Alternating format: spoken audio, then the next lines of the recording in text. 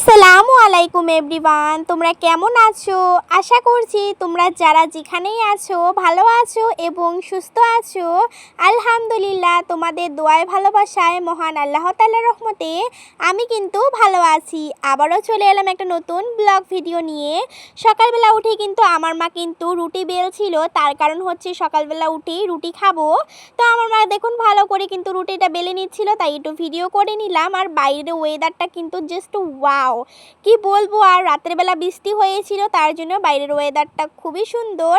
আর এই money plant গাছটা কেমন হয়েছে কমেন্ট করে জানাবেন। আমার মা কিন্তু কিনেছে মানি প্ল্যান্ট গাছটা।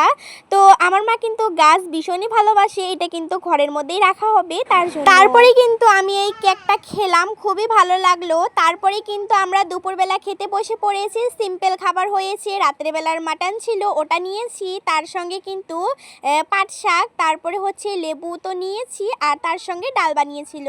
এগুলো খেয়ে কিন্তু লাঞ্চটা কমপ্লিট করলাম। তারপরে কিন্তু দেখুন আমাদের মুরগিগুলো ভিতরে ঢোকানো হচ্ছিল, মানে ঘরের ভিতরে। তারপরে কিন্তু বিকালবেলা আমার মা পিঠা বানিয়েছিল। পিঠা খেতে কারা কারা ভালোবাসো কমেন্ট করবে।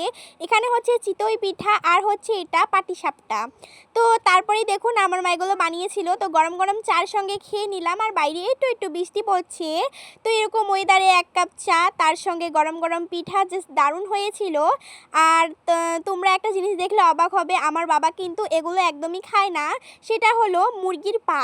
তো মুরগির পাটা রান্না করে তুলে নিব, তারপরে আমার বাবাকে কিন্তু এই যে চিকেনগুলো দেওয়া হবে, মানে ভিতরে একটুখানি চিকেন আছে, তো তার জন্যই এটা বলে দিলাম।